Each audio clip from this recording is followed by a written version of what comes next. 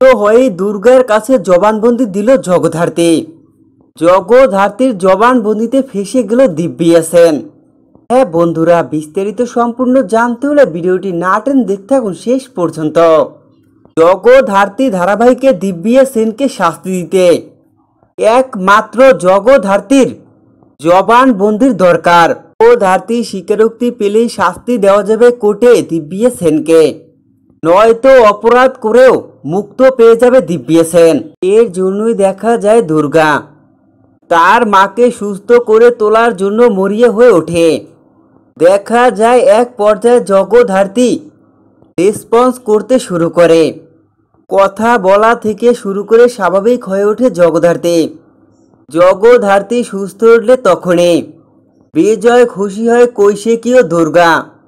দুর্গা তার মাকে সুস্থ অবস্থায় পেয়ে বিজয় খুশি।